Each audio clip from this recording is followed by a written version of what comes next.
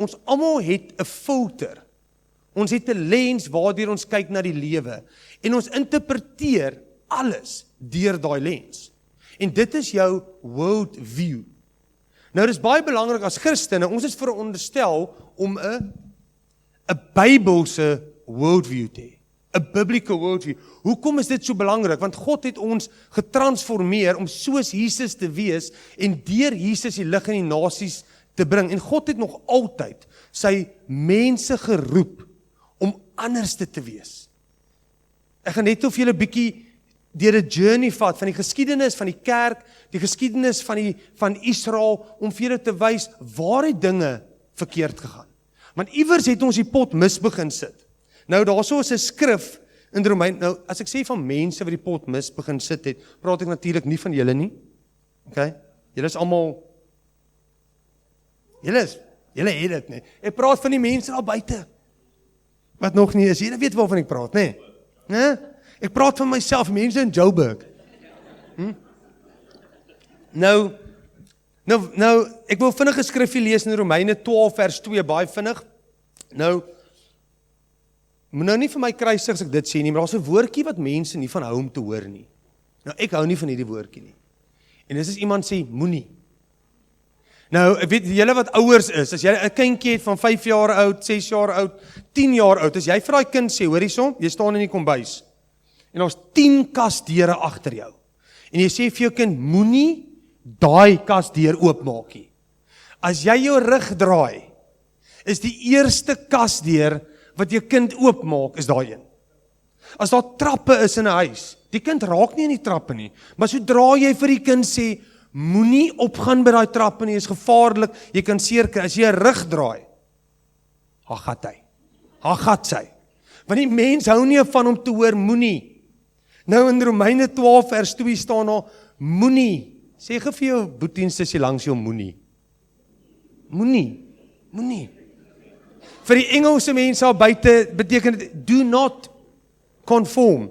So Romeine 12 vers 2 sê, moenie julle leefstyl aanpas by die gedragspatrone van hierdie wêreld nie, maar laat God julle omvorm deurdat hy julle denkpatrone vernuwe. Die Engel sê, do not conform to the patterns of this world, but be transformed by the renewing of your mind. The renewing of your mind. Julle, ek wil vinnig 'n voorbeeld gebruik van iemand wat 'n drankverslaafde is, of iemand wat na 'n rehab toe moet gaan, want hulle het 'n dwelmverslawing. Nou, vanoggend is bietjie bewolk, hierdie week was die mooiste weer ooit. Dit is sommer gelukkig, as jy die mooi weer sien, hè? Jou hart is sommer bly. Nou, niemand van julle het opgestaan hierdie week, maak die deur oop, maak vir 'n lekker koppie koffie, gaan sit buite op die stoep, kyk uit, voeltjies fluit. Jy weet, en gesê, hoorie, yes, vandag is 'n lekker dag om 'n lyn te trek en 'n bietjie kokaine te snyf. Jy weet, en dalk gou vinnig 'n magic mushroom gaan soek op die internet, jy weet, en uitvind wie is die ou by wie ek 'n bietjie weed kan kry. Niemand van julle het daai gedagte in jou koppie. Niemand. Hoekom nie? Want dit is 'n stadige, slow fade wat mense vat na dwelmverslawing toe. Niemand staan op en sê, kom ek snyf daai ding nie. Iewers het iemand begin jok vir sy ouers, toe hulle op skool is. Iewers het hy 'n skelm sigaretjie getrek agter die garage. Okay? Iewers het 'n vriend vir hom genooi en ek sê, hoorie, kyk gou saam met my hierdie goed op die TV. Iewers het hy groepsdruk beleef en hy het 'n bietjie weed gerook. En iewers het hy groepsdruk gekry en daar's 'n meisie wat hy like, sy trek 'n lyn, sy sê kom maar net een keer.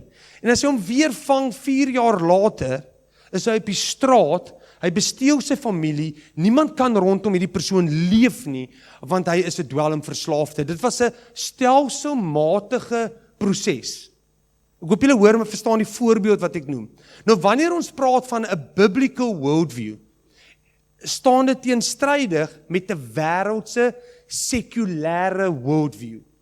Deesdae praat hulle in ons kultuur van die links en die regs. Die links en die regs. Left and right.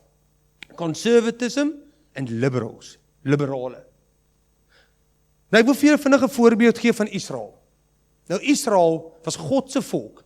En die rede hoekom God vir Israel 'n Bybelse worldview, 'n biblical understanding wil gegee het is, God se plan was nog altyd vir sy mense to be a beacon of light, to bring hope to the nations.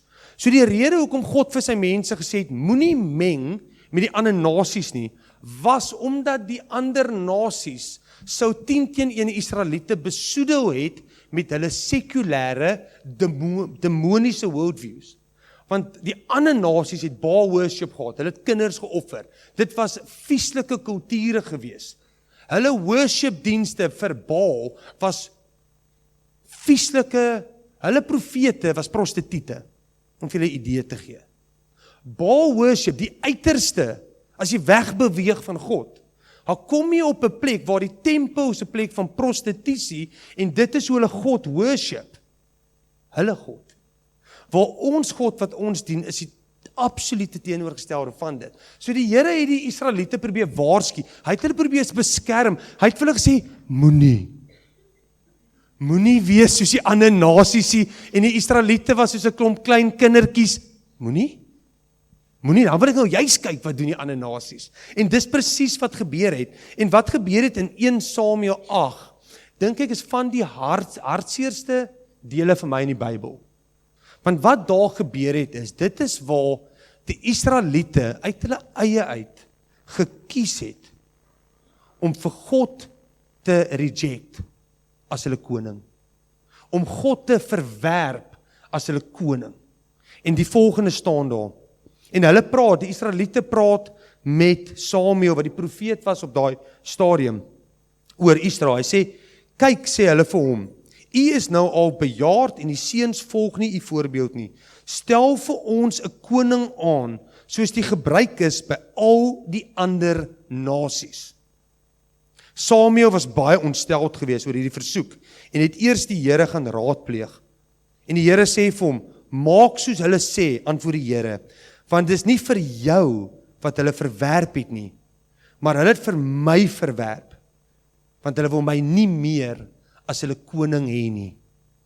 Nou wat is die geheime woordjie wat hier staan? Die geheime woordjie is daar, stel vir ons 'n ander koning aan, soos die gebruik is by die ander nasies.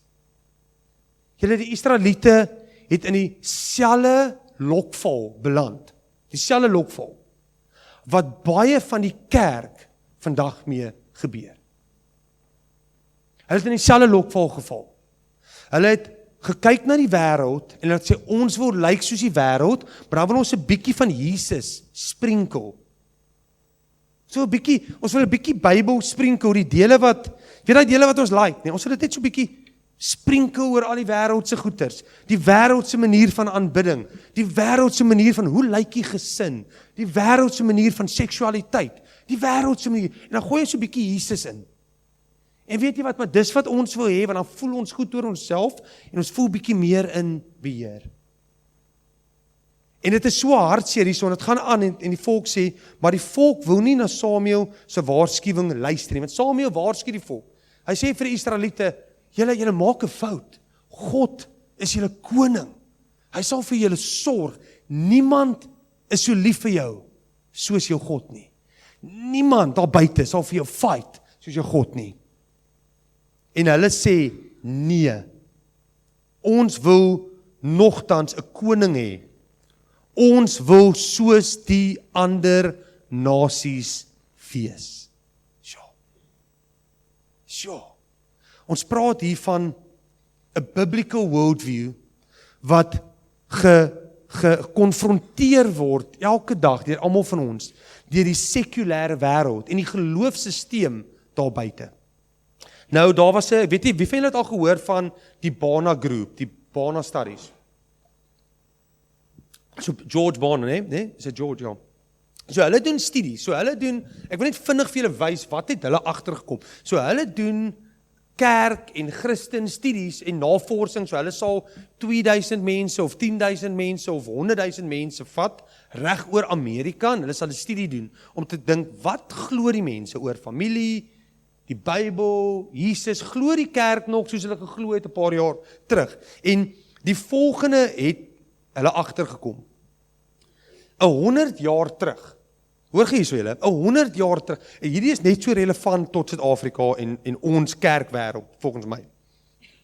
100 jaar terug, sê hulle het 95% van Christene, 'n Bybelse siening gehad, 'n wêreldsiening. Dit beteken, elke topiek waaraan jy kan dink, kom ons praat van sport, braai, vriende, die huwelik, seks, alles was geïnterpreteer deur, wat sê God se woord? 95%. Wonder hoekom? Vandag se tyd, hoor hierso, 4%. Julle het gedink dalk 60%, dalk 50%. 4% van mense, dis nou nie Christen, dis mense, het 'n Bybelse understanding van 'n biblical worldview, maar in die kerk, hulle praat van born again believers, weergebore mense, mense wat sê, ons lewe vir die Here, ons is Christene, ons kies om vir God te eer. 9%. Nou ek weet nie wat om te maak van dit julle, ek weet regtig, 9%, dis effens, ek weet nie van julle nie, maar ons leer ons kind, jy moet 'n sekere persentasie hê, dan kom jy deur. Jy weet, ek is een van daai ouers wat sê, hoor, jy kind toe nie deurkom. Nee, my vrou is bietjie meer die juffrou in ons gesin, jy weet, sy was juffrou, nee, hulle moet, weet, ek is meer van, hoor, as die kind deurkom, het hy genoeg gedoen, jy weet, laat hy speel, jy weet, laat hy, geniet die lewe man, niemand onthou, ja, hulle geskiedenis was nou Egipte, wat is 'n nonsens, jy weet, en, hulle het nie 'n biblical worldview gehad nie, so kom hy het leer, anyways, nee, en dan leer ons vir hom die biblical worldview, maar, wat ek wil sê is, 9% is 'n dop, die kerk dop dit, julle, maar nie julle nie, nie hier nie, nee Robert, nie hierso nie, hierdie 9% is ander kerke, nee, sê ons nie, nou die vraag wat hulle gevra het, julle, daar was 7 vrae, het julle my nog, kyk, daar was 7 vrae wat hulle gevra het, en daar's absoluut niks kontroversieel teenoor hierdie 7 vrae nie. 10 jaar terug, 20 jaar terug, 100 jaar terug was hierdie nie kontroversieel nie. Vandag is dit amper kontroversieel, tot in die kerk. Hoekom? Want ons wil wees soos die ander nasies. Ons lees, ons tweet, ons kyk video's, ons kyk wat ander mense sê, wat sê hierdie ou oor dit, wat sê daai ou, en ons besoedel ons brein deur die verkeerde goed, en ons dink hier binne in ons sprinkel 'n bietjie Jesus. Ons leer altyd vir ons kinders, hoor jy, as jy, ek gaan nie 'n voorbeeld gebruik nie, ek moet beskaafd wees hier, so vir die doeleindes van hulle navorsing, né? Sê hulle, wat is 'n Bybel? Ek wil vinnig dit vir julle lees. Die eerste een is die oortuiging, it's the conviction, dat absolute morele waarhede bestaan, en dat dit deur God se woord gedefinieer word, dat daar is morele waarhede, en is absoluut. Daar's nie 'n grys area nie, dis reg, of is verkeerd, dis swart of wit. Ek bedoel, die Bybel is baie duidelik oor dit. In die nuwe kultuur, weet jy wat, hoe voel jy vandag? As jy nie voel, daai is vir jou nie, is okay man, solank jy net beter voel oor jouself. So ons beweeg mense dat, hoekom? Mense se emosies dikteer hulle realiteit van God. Mense se, wat sê woord, weet, hoe hulle voel, en wat hulle gemaklik laat voel, dit dikteer. Die tweede punt is, dat Jesus Christus het 'n sondelose lewe gelei op aarde as God. Okay, dis redelik, Jesus was God en hy het sondeloos gelewe. Dis redelik eenvoudig, dink meeste van julle sal daai tik. God is die almagtige skepper van die hele al, en hy regeer nog steeds vandag. God regeer. Dat die mense het hierdie gedop, 9% het dit reg gekry. Okay. Weergebore Christene wat in die studies gedoen was. Nommer 4, verlossing en redding is 'n genadegawe van God en dit kan nie verdien word nie. Okay? Die enigste manier hoe mens die genadegawe van verlossing kan kry is genade. Dis genade. Jy kan dit nie verdien nie. Nie een van julle, en ek sluit myself in, ek sluit almal in, niemand is oulik genoeg om dit te kry deur hulle dade en werke nie. Jy kan nie genoeg doen vir God nie, julle. Dit is 'n basiese waarheid, nê, dat ons verhouding met God kom uit, hy het alles gedoen. Hy het alles gedoen sodat ons kan loop in die genade van Jesus Christus en omdat ons gered is deur sy genade, nou gaan ons goeie dade doen vir God. En dis 'n redelik eenvoud, dis die genade. Die volgende een is, Satan is werklik en hy bestaan. Okay, dis in die Bybel, daar is good en daar's evil. Daar's 'n demoniese mag daar buite, daar's engele in die geestesrelm, daar's demone in die geestesrelm. En as 'n mens 'n Bybelgelowige Christen is, dan besef jy, daar's 'n God wat bestaan, daar's 'n geestelike wêreld, everything is spiritual. Alles. As ons God loof en ons prys Jesus, is daar 'n ripple effek wat in die geestesrelm plaasvind en ons lok die Here se teenwoordigheid, ons lok die engele. En wanneer ons skinder, wanneer ons vloek, wanneer ons pornografie kyk, wanneer mens daai tipe goed doen, lok jy die demoniese magte. Jy lok die vyand, die gee vir hom 'n oop deur in jou lewe. Hoekom? Want alles is geestelik, julle. Die grootste probleem in ons samelewing, volgens my, is dat ons besef nie hoe spiritually everything connected is nie. Ons besef nie die impak van ons oë en ons lippe en ons woorde op wat in die geestesrelm gebeur in my huis, oor my vrou, oor my kinders, oor my destiny, want ons besef nie that everything is spiritual. Elke woord wat ons spreek is of ons profeteer of ons bevloek. Of ons spreek lewe of ons spreek dood. En dit is die krag van om te besef dat ons moet uit 'n Greek way of thinking gaan. En ek verwys nie nou hier na die Grieke toe nie, net dat julle iemand nou nie aanstoot neem in die saal nie. Nee. Die mense het 'n Griekse, baie mense het 'n Griekse manier van dink en dit is filosofie. Kom ons filosofeer oor dinge. Kom ons redeneer goed uit.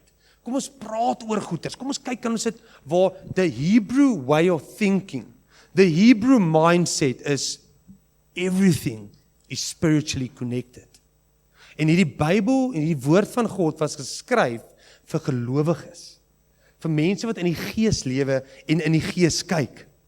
Satan bestaan, julle. Dis nie 'n evil force daar buite nie, of mense, hy bestaan, net soos God bestaan, maar hy is verslaan. 'n Christen het 'n verantwoordelikheid om 'n geloof in Christus met ander mense te deel. Okay? Dis een van die waarhede van die Bybel. 'n Christen is die lig, so hy deel sy geloof. En dan laastens, die Bybel is akkuraat. Dis die woord van God, dis nie opgemaak nie. Ek sal nooit vergeet, toe ek tot bekering kom, en ek's opgewonde, ek's born again, ek's lief vir die Here, toe gaan ek na 'n braai toe, toe's daar 'n ou by die braai, wat gestudeer het om 'n dominee te wees, en hy was toe 'n dominee iewers in 'n gemeente, en ek vertel vir hom my getuienis, en ek is opgewonde oor die Here, ek sê vir my, Here is amazing, en weet, ek's 'n nuwe mens, jy weet, en halleluja, en hy sê van, yes, Jan, ek so bly is opgewonde, maar weet jy wat, daai passie gaan, daai passie en geloof wat jy het gaan, ek sê van, hoorie, dude, okay, dit is, dankie vir daai aanmoediging, jy weet, dankie vir daai enetjie, en hy sê, hoorie, Janie, maar dit gaan, weet jy hoekom? Hy sê, Janie, jy moet onthou, die boek van Genesis, ons is geleer, bestaan nie regtig nie, dis net mythology, dis nie reël nie, dis opgemaak om vir mense 'n mythology te skep van good en evil en God, en ek is so half, en my hart breek in daai oomblik, vir daai ou, wat hierdie valse, dis of alles waar, of is alles 'n leuen.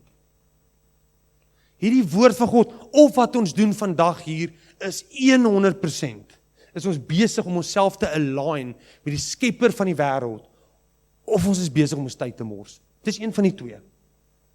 En ek kan vir julle getuig, ons is nie besig om ons tyd te mors nie. Ek kan vir julle getuig, en ek het al honderde gesinne, lewens, wonderwerke gesien, wat God aangeraak het. Mens kan nie glo in 'n God, mens kan nie ongeloof hê in 'n God wat jy self ontmoet het nie. Jy kan nie.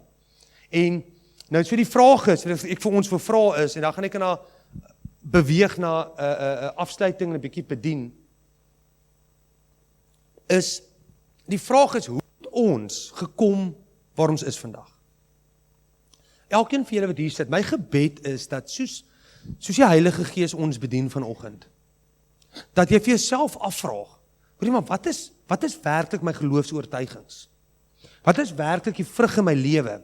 Wat 'n impak het, 'n ripple effek op die geestesrelm, en dan 'n ripple effek gaan hê in my gesin, my besigheid, die wêreld waar ek myself bevind.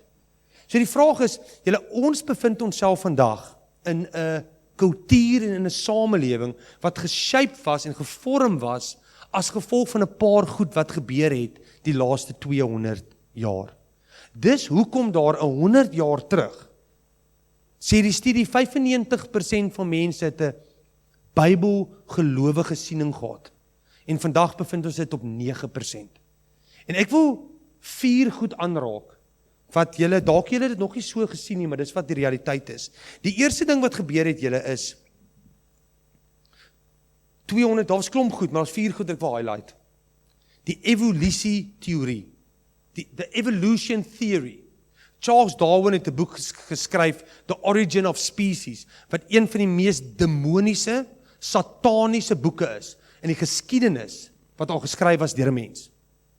Dit was 100% geïnspireer deur demone. Duisende, miljoene mense het die afgelope 200 jaar hulle rug gedraai op God as gevolg van hierdie ou se teorie, wat selfs hy erken het aan die einde van sy lewe 'n klomp nonsens is. Maar die vyand het hierdie ding gevat, hy het op hierdie ding geklim, hy het hierdie ding geïnspireer, en hy het mense laat begin twyfel oor die boek Genesis. Genesis beteken the beginning. Want as jy die begin wegvat van hierdie boek, kan jy die hele boek wegvat. En die evolusie-teorie het begin inkruip in ons worldview in. En dit het ons begin vreemd laat kyk na die geskiedenis van hierdie wêreld, in plaas van om te kyk dat die geskiedenis van die mensdom en die geskiedenis van God is duidelik geskryf in die woord. The dominion mandate was given to Adam and Eve. It is here. Ons kom nie van daai goed af, ons kom nie van 'n bobbejaan af nie, ons kom nie van 'n amoeba af nie. Dis nie wie ons is nie, ons is geskep deur God, en ek is geskep in die beeld van God. My kinders is geskep in die beeld van God. Hulle is gevorm in jou mother's womb, is hulle gevorm, want God het lewe in hulle geblaas, en God het, jy is nie per ongeluk hier nie. Nie een van ons is per ongeluk hier nie. Die tweede ene punt, wat na die evolution theory gebeur het, daar was 'n industrial revolution. En die industrial revolution, wat dit gedoen het, is, dit het die paas uit die huis uit gevat. So voor die industriële revolusie, waar daar voor die fabrieke en steenkool en al die goed ingekom het, was die pa by die huis, by sy kinders. En die pa het sy kinders disipel in die woord van God. Die kinders was nie gestuur na 'n sekulêre skool toe, waar hulle goed geleer was wat geen waarde het tot hulle nie. Hulle was geleer deur die pa. Die pa was die koning en die priester en die profeet van die huis gewees. So wat gebeur het is, dit was 'n major cultural shift wat in die wêreld gebeur het. Want kultureel, iewes skielik, in 10-20 jaar is elke liewe familie die paas uitgehaal, hy's na die stede toe en hy het naweke teruggekom as hulle gelukkig was. Want dit was meer finansiëel, het meer sin gemaak vir die pa om te gaan werk vir 'n groot maatskappy as om sy eie klein boerdery te hê, sy eie klein bakkery te hê, sy eie klein blacksmith te hê, sy eie klein slaghuisie te hê. So daai klein besighede het almal toegemaak en die paas is weggevat van hulle vrouens af, weggevat van hulle kinders af, en kinders het groot geraak sonder 'n pa. Wat daarna gebeur het, en dit is een van die, al word nie genoeg gepraat oor die impak wat dit op ons kultuur gehad het, en dit is die impak van die seksuele en die feministiese bewegings, wat in die 60s en die 50s gebeur het. Julle, wat gebeur het in die 50s en die 60s was die volgende. Die vyand het dit reg gekry. Die duiwel het dit reg gekry om 'n worldview, 'n lewensuitkyk te kry, waar vir vrouens gesê is, vrouens, julle waarde lê in wat jy doen. Daar's 'n leen verkoop aan die vroue, om te sê, weet jy wat, jy kan doen wat jy wil, geen man. En wat hulle gedoen het, is hulle het 'n klomp Jezebels gekweek. Hulle het 'n klomp feministe gekweek. Vrouens wat nie meer wil opkyk na 'n man as die leier van hulle huis nie. En wat gebeur het is, daar's klomp goed wat gebeur het. Deel van die seksuele revolusie was dat dit was deel van die hippie movement. Love is love. Die pil het uitgekom in die 50, 60. So iewes skielik het die vrouens in die wêreld 'n vryheid gehad, want daar is nie nou meer konsekwensies om rond te slaap nie, want ek gebruik die pil. Ek gaan nie swanger raak nie. So iewes skielik het daar 'n kulturele shift gekom, julle, in die Amerikaanse kultuur, in die Suid-Afrikaanse kultuur, in die kerkwêreld. Want wat gebeur het is, die vroue en die mans het teen mekaar begin staan, in plaas van om saam met mekaar te begin beweeg. En julle, ons bevind onsself vandag, ons praat van 'n biblical worldview. Hoe belangrik dit is vir ons as mans, nommer 1, om ons mandaat op te neem en 'n bietjie ruggraat te begin kry. Mans, om ons vrouens lief te hê, dat hulle soveel waarde het binne in ons gesinne, dat hulle nie nodig het om dit gaan soek daar buite nie. Om manne, om julle dogters so lief te hê, dat hulle nie hoef te gaan soek vir die liefde van 'n ander man daar buite nie. Dat hulle nie hulle self hoef te gaan gee vir 'n ander man nie. Ek het die laaste paar weke baie interessante gesprekke gehad. Ek het 'n gesprek gehad met die een pa wat vir my sê, hy gee nie om as sy dogter rondslaap op skool nie. Hy gee nie om, 'n normale persoon soos ek en jy. Hy sê hy gee nie om nie solank sy lief is vir hom. 'n ander pa sê vir my, julle, mense soos ons. 'n ander pa het vir my gesê, weet jy wat, hy gee nie om as sy dogter besluit om homoseksueel te wees nie. Hy gee nie eintlik om maar oor die, want liefde is liefde. Hy gaan jy weet, dit is hoe dit moet wees. Nou maar dan breek my hart, dan vra ek, Here, waar het dit begin?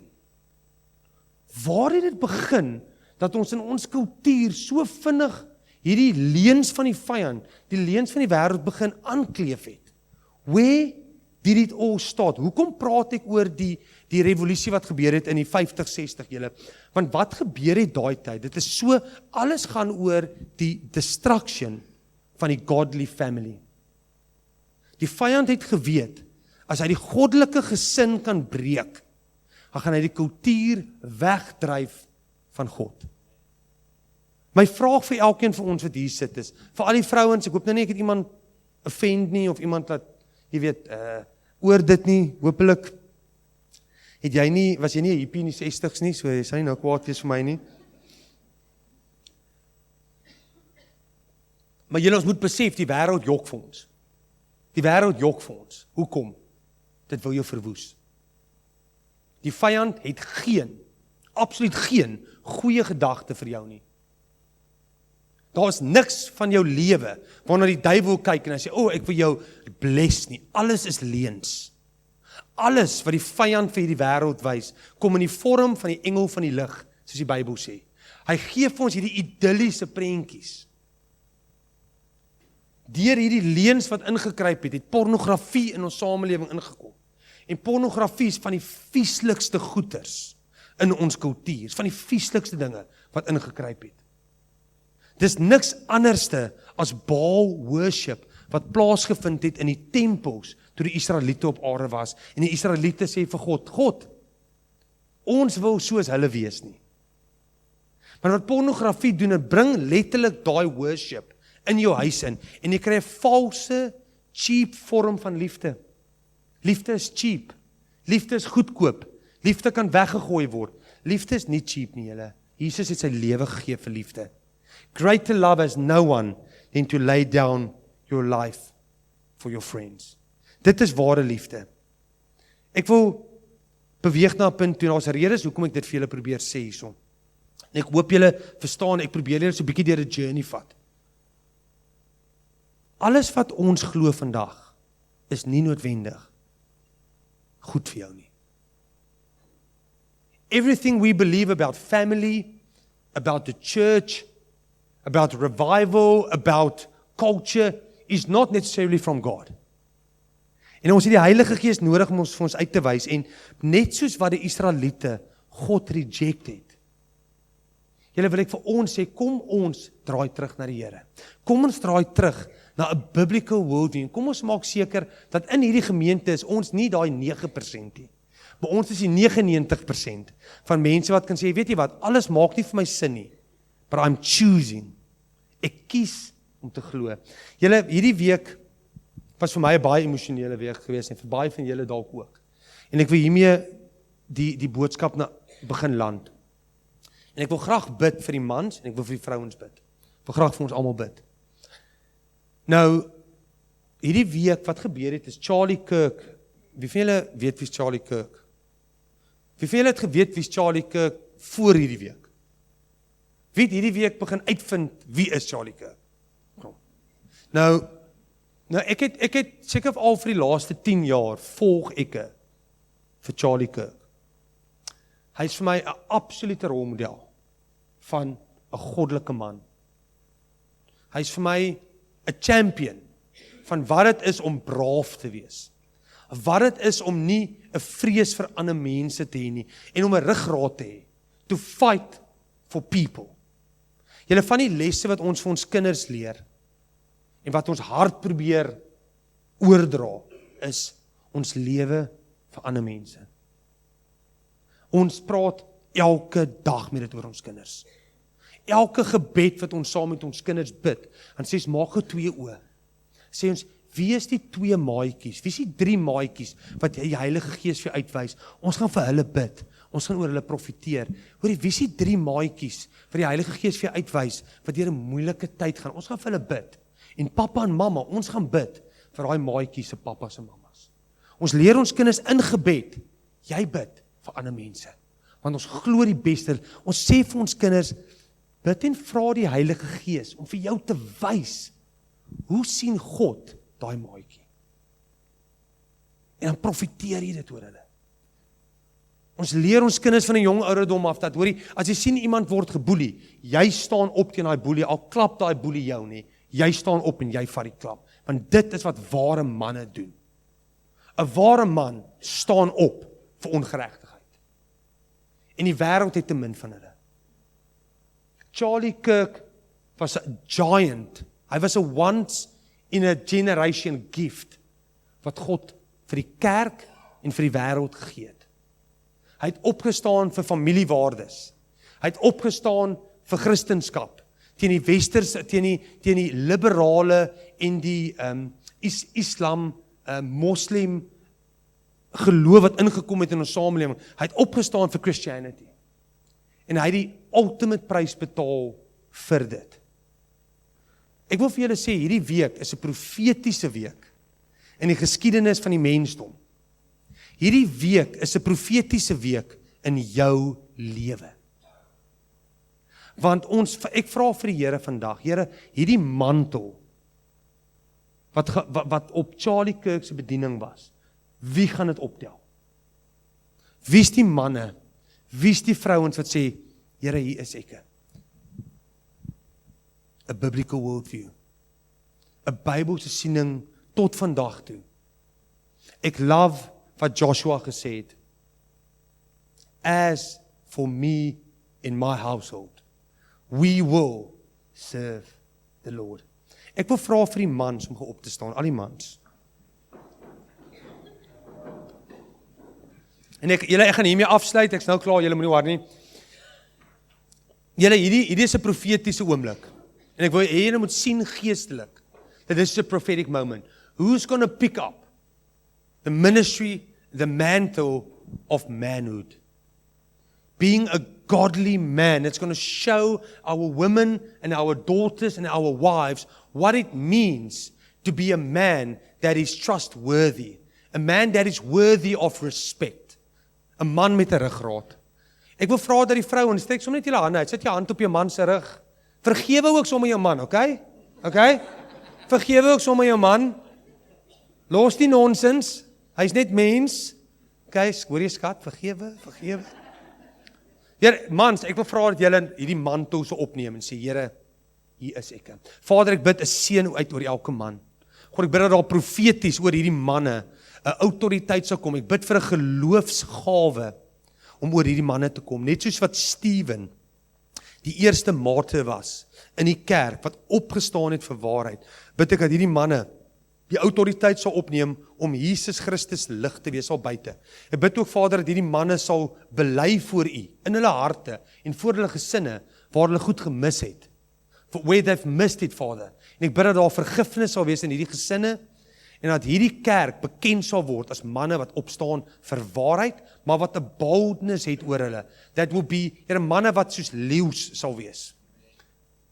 Maar wat ook sag sal wees soos lammetjies en liefde kan wys vir die mense om hulle. Ek bid dit in die naam van Jesus Christus. Julle kom maar sit. En nou sit die vroue se beurt. Vrouens staan geop. Dames, en hiermee gaan ons afsluit. Is julle almal alright? Is julle almal alright? Ons sluit hiermee af. Vrouens, something that's very important, en ek het dalk nie net oor dit baie mooi ingekleer nie. Julle moet my asseblief vergewe. Toe ek gepraat het oor die feministiese seksuele beweging wat plaasgevind het, pretty much om dit op te som, wat daar gebeur het is, die vyand het vir vrouens begin jok en leuns begin laat glo. En ek wil vir julle sê dat daar's niks mooier aan 'n vrou as femininity nie. Niks nie. There's nothing more precious than a woman that's got a gentle and feminine heart, but she's strong, yet she's powerful. Hier daar's baie vrouens al buite wat ek dink, wow, hulle is godly leiers, ek het soveel respek vir hulle. This is not about who's in charge. This is about who's lovers of Jesus. Vrouens, julle het hierdie voorreg om te stap in die voetspore van Esther, in die voetspore van Rut, in die voetspore van Maria, vir daai olie voor Jesus se voete gebreek het. En ons sal nooit vergeet wat sy gedoen het. Die dames, julle is beautiful. En daar's niks mooier as 'n vrou wat 'n feminine heart het, but yet she's powerful in God. Ek wil vir julle bid, mans, lê julle hand op julle vrouens en vergewe julle vrouens. Vergewe, ek weet hulle is moeilik soms. Here, seën hierdie dames. Here, ek bid vir godly vrouens, Here, wat gaan opstaan. Ek bid dat die volgende Esters gaan opstaan in hierdie gemeente in die naam van Jesus. Die volgende Rut sal opstaan uit hierdie gemeenteheid in die naam van Jesus. Ek profeteer dat hierdie vrouens sal worshipers wees. They will be worshipers of God. They will be intercessors in your kingdom. Ek sien hoe hulle die alabaster jar oor Jesus se voete uitgooi. Wat Maria gedoen het daar, sy het haar alles vir Jesus gegee. Haar alles. Sy het vir Jesus gesê, my toekoms, my verlede, dit behoort aan U. En ek wil vir elke dame hier sê, kan jy in jou geestesoë sien hoe jy 'n alabaster jar breek oor Jesus se voete en sê, Jesus, my verlede en my toekoms, dit behoort aan U. Ek seën ons vrouens met autoriteit, met godly wisdom en die gawes en die vloei van die Heilige Gees oor hulle lewens. Amen. Amen, julle kan sit. En julle, daarmee sluit ek vir ons af. En ek sluit af met hierdie skrif. Julle wat die Here liefhet, haat dan wat boos is. Julle wat die Here liefhet, haat dan wat boos is. Julle, die goed wat nie hier in staan nie, get rid of it, haat it, en raak verlief op dit. Ek seën julle in die naam van Jesus Christus. Amen.